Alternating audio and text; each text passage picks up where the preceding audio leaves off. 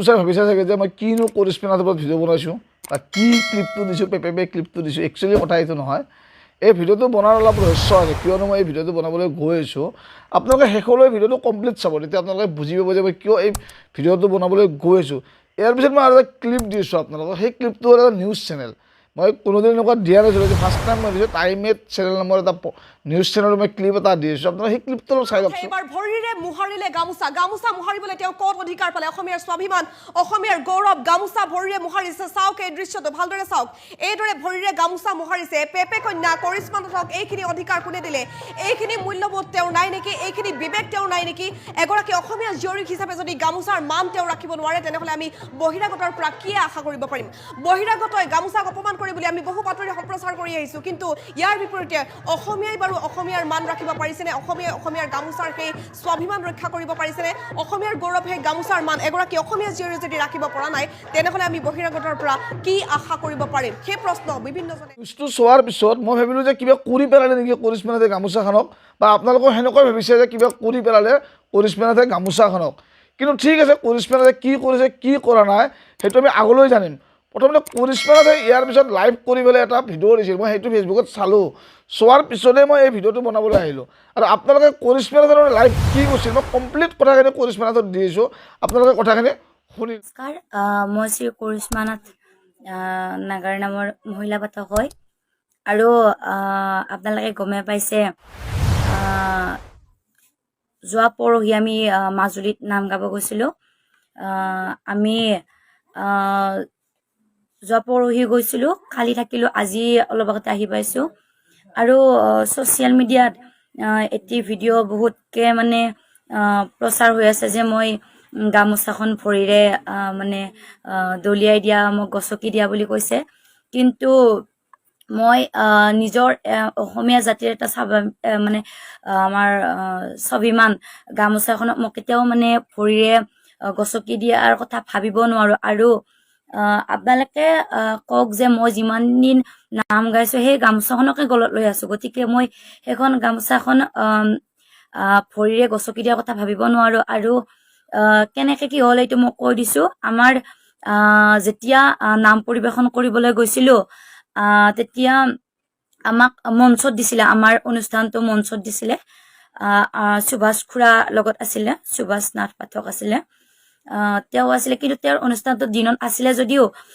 কিবা মিটিং হোৱাৰ বাবে আমাৰ নাথ যোগীৰ মানে যুৱ পৰিষদৰ মিটিং হোৱাৰ বাবে তেওঁৰ অনুষ্ঠানটো বন্দনাটো গায়ে সেইখিনিতে মানে বন্ধ কৰিবলগীয়া হ'ল যিয়ে নহওক তেওঁ আমাৰ লগতে সন্ধিয়া নাম পৰিৱেশন কৰিলে তেওঁ প্ৰথমতে গালে সকলোৱে ক'লে যে তুমি এইটো নাম গোৱা তাৰপিছত মই নাম গালোঁ গোৱাৰ পিছত যেতিয়া নাম গোৱা শেষ হৈছে তালৰ চংটো দিব উঠিছিলোঁ উঠোতে সচৰাচৰ তালৰ চং দিলে গামোচাখন ল'লে অসুবিধা হয় সেইবাবে গামোচাখন মই গলৰ পৰা তাতে থৈ দিছিলোঁ তাৰ পাছত কি হ'ল মোৰ ভিডিঅ'বিলাক চালে আপোনালোকে গম পাব মোৰ কাষৰ পালিজনী বেলেগ কিন্তু আমাৰ যিহেতু মঞ্চত দিছিলে আগৰ ফালে আমি পালি বহাব নোৱাৰোঁ সচৰাচৰ আমি ঘূৰণীয়াকৈ বহো নামবিলাকত কিন্তু কালি আমি যোৱা নাই আৰু পৰীক্ষা থকাৰ বাবেও যোৱা নাই মোৰ কাষত বহা ছোৱালীজনীয়ে গামোচাখন ছাইড নকৰিলে তাৰপাছত আপোনালোকক মই এতিয়া ভিডিঅ' শ্বেয়াৰ কৰিম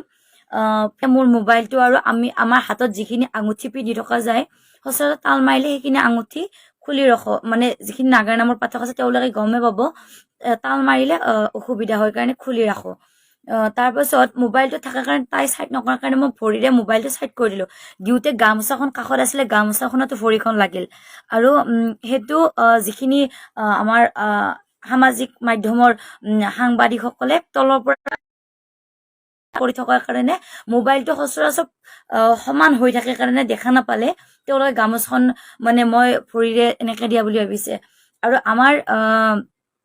আৰু আমাৰ নিজৰ অসমীয়াৰ আমাৰ গামোচাখন মই ভৰিৰে কিয় মোহাৰিম আপোনালোকে নিজে কওক আপোনালোকে যদি গামোচাখন এনেকৈ ভাবিছে বেয়া ভাবি লৈছে তেতিয়াহ'লে মই সমূহ অসমবাসী তথা নাম ধৰ্মী ৰাইজৰ ওচৰত ক্ষমা প্ৰাৰ্থনা বিচাৰিছোঁ কাৰণ মই নিজৰ গামোচাখনক তেনেকৈ হেৰি কৰিম বুলি ভবা নাই আৰু যিহেতু মানুহ মাত্ৰে ভুল হয়ে গতিকে ভুল হোৱাটো স্বাভাৱিক গতিকে আপোনালোকেও ইমান আৰু মোক অশান্তি নিদিব কাৰণ এনেকুৱাকৈ মানসিক অশান্তি দিলে আমিও মানে ভাগি পৰিম। কথা হ'ল মই সকলোৰে ওচৰত ক্ষমা প্ৰাৰ্থনা বিচাৰিছোঁ। আৰু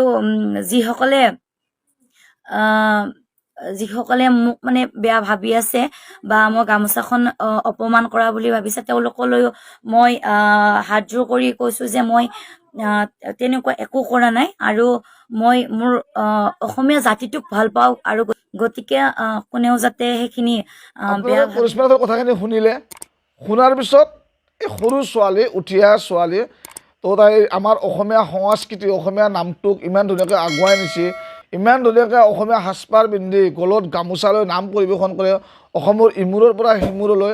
আৰু হয়তো উঠি অহা নৱপ্ৰজন্মৰ বহুতে আমি গমেই পোৱা নাছিলোঁ যে নাগাৰাৰ নাম কি হয়। তেখেতৰ থ্ৰুদি নাগাৰা নামটো ইমান ধুনীয়া প্ৰচলন হৈছে। এই উঠি অহা ছোৱালী এজনীক এই নিউজ চেনেলবিলাকে উঠাইও দিয়ে, ধ্বংস কৰে। আমি কেইদিনমান আগলৈকে গম নাপাওঁ জানো এই চেনেলবিলাকে কেনেকুৱা ধৰণৰ নিউজ কৰিছিল। আমি ফেচবুকটো খুলিব নোৱাৰোঁ, ইউটিউব খুলিব নোৱাৰোঁ, আনকি আমি প্ৰিণ্ট মিডিয়াও খুলিব নোৱাৰোঁ। খালি কৰিশ্মানাথ। ঠিক আছে, ভাল কাম কৰিছে, তেখেতক ভাইৰেল কৰিছে, তাত আমাৰ ক'ব লগা একো নাই। কিন্তু এটা সময়ত এনেকুৱা হৈ গৈছে ফেচবুকটো যেন কৰিশ্মানাথে, অসমত বেলেগ একো নিউজ নাই। যি কি নহওক সেইবিলাক ক'বলৈ নাযাওঁ। এতিয়া কথাটো হ'ল এই ছোৱালীজনী, সৰু ছোৱালী, বেছি বয়স হোৱা নাই, মেবি 18-20 বছৰৰ ছোৱালী হ'ব বা তাতকৈ অলপ সৰুও হ'ব পাৰে। ইমান ধুনীয়া আমাৰ সংস্কৃতিটোক আগুৱাই নিছে অসমৰ ইমূৰৰ পৰা সিমূৰলৈ। মাজুলীত নামটো পৰিৱেশন কৰাতে তেখেতৰ মোবাইলটো ততে কিবা এটা হোৱা বুলি তেওঁ স্পষ্টীকৰণ দিছে। যি নহওক তেওঁৰ যদি ভুলো হৈছে, কিবা ক্ষমাও খুজিছে।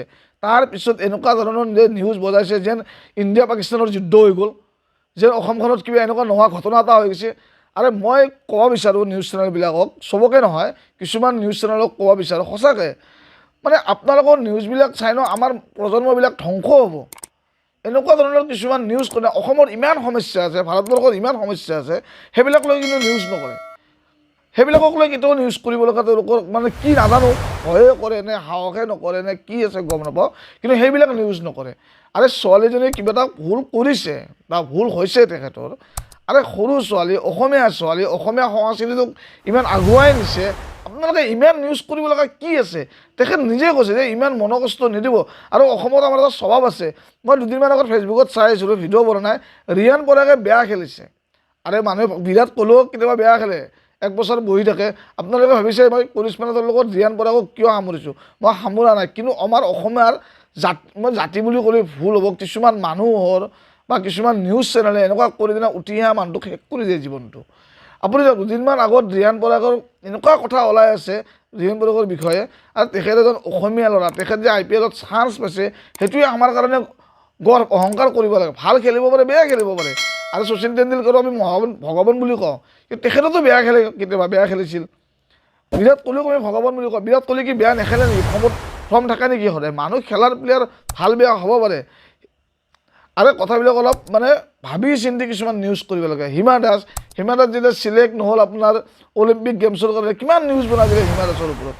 আৰু সেনেকুৱা কথা নহয় একচুৱেলি। তেখেতসকলে তেখেতৰ জেগাত বহুত কষ্ট কৰে, হয়তো কেতিয়াবা ছাকচেছ হয়, কেতিয়াবা ছাকচেছ নহয়। এই কৰিশ্মানাথ ছোৱালীজনী অসমৰ ইমূৰৰ পৰা সিমূৰলৈ এই মাজুলীত নাম পৰিৱেশন কৰিবলৈ গৈছে, আহা যোৱা কিমান কষ্ট, পঢ়ি আছে, তেওঁ নিজে স্পষ্টীকৰণ দিছে। দিয়াৰ পিছত এনেকুৱা আৰু কিছুমানটো সংগঠন আছে, একদম কেনেকুৱা কি সংগঠন এইবিলাক মই বুজি নাপাওঁ। অসমৰ কি সংগঠন? আৰে মানুহৰ ভুল হয়, মানুহ হয়, ইয়াৰ ভুল হ'ব পাৰে। আপোনালোকে বেলেগ নিউজ কৰক না, বহুত নিউজ আছে অসমখনত, যদি সাহস আছে, যদি পাৰে বেলেগ নিউজ কৰক। মানুহবিলাকক কিয় ধ্বংস কৰে আপোনালোকে? তাই কি কৰিছে ছোৱালীজনী যে মনকষ্ট নিদিব? আৰু তাই যি ধুনীয়াকৈ এটা আগুৱাই লৈ গৈছে আমাৰ সংস্কৃতিটোক, এটলিষ্ট আপোনালোকে ছাপোৰ্ট যেনেকুৱা কৰিছে ভাল কথা, নিউজবিলাকে বহুত ছাপোৰ্ট কৰিছে এই নামটোক, সেইটোত মই আগতেও শলাগিছিলোঁ, এইটোও শলাগো। কিন্তু ভুলটো হৈছে দেখাই দিয়ক, তেখেতক আঙুলাই দিয়ক। কিন্তু এনেকুৱা ধৰণৰ নিউজত চিঞৰি ক'ব লগা কোনো মিনিং নাই যে ইণ্ডিয়া পাকিস্তানৰ যুদ্ধ হৈ গ'ল বা অসমখনত কিবা নহ'ব লগা ঘটনা হৈ গৈছে একদম মানে। আৰু অসমত বহুত সমস্যা আছে, অসমৰ মানুহ মানে নকওঁ আৰু, মই ক'ব নোৱাৰোঁ, বহুত সমস্যাত ভুগি আছে। আপোনালোকে পাৰে যদি সেই মানুহবিলাকৰ মাজত গৈ নিউজ কৰক, এটলিষ্ট মানুহে ভাল পাব। এই উল্টা পাল্টা নিউজবিলাক নকৰিব প্লিজ কৈছোঁ। কাৰণ কিয় জানেনে? এইবিলাক অসমীয়া ছোৱালী হয়, আমাৰ অসমীয়া হয়। ভিডিঅ'টো অলপ দীঘল হৈছে, খঙত বনাইছোঁ। এতিয়া ৰাতি অলমষ্ট মোৰ 12টামান বাজিছে। এই 12টামান বজাত মই ভিডিঅ'টো বনাইছোঁ।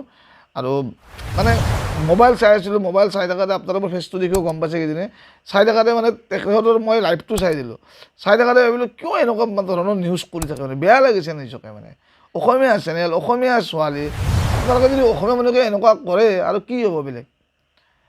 আপোনালোকক নীতি শিক্ষা দিব পৰা মোৰ ইমান অধিক মানে হেৰি নাই, জ্ঞান নাই। মই সৰু মানুহ, মই আগতে বহুত ভিডিঅ'ত কৈছোঁ, মই বহুত সৰু মানুহ, বহুত নাজানো, নীতি শিক্ষা দিব পৰা মোৰ জ্ঞান নাই। কিন্তু মই এটা বস্তু জানো, মই সৰুৰ পৰা বহুত নিউজ চাই আহিছোঁ।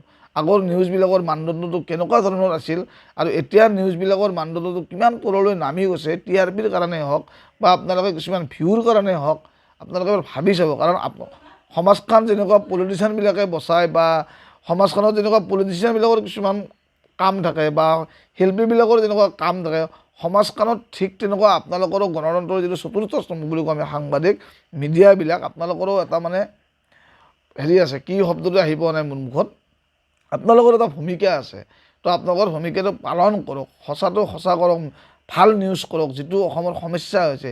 এইবিলাক কথাক লৈ লাগি থাকি লাভ নাই। গামোচাখনত কিবা এটা হৈছে, হৈ গ'ল। সৰু ছোৱালী তাই কৈছে যে মোবাইলটো ঠেলামাৰ দিয়াতে গামোচাখনত লাগিছে, এইটো এটা লাইট কেছ, ইমানখিনি ভাবি থাকি লাভ নাই, এইবিলাক নিউজ বজাই থাকি লাভ নাই। আৰু আপোনালোক মই এইকাৰণে কৈছোঁ, কাৰণ এতিয়া মই বুলি নহয়, এনেকুৱা বহুত মানুহ আছে নিউজবিলাক চাই বেয়া পায়। যদি মোৰ কথাখিনি কিবা কোৱাত ভুল হৈছে ন, আপোনালোকে মোক ক্ষমা কৰি দিব, কিন্তু মই ভাবোঁ যে মই ভুল কথা আজি কোৱা নাই। থেংক ইউ, ধন্যবাদ।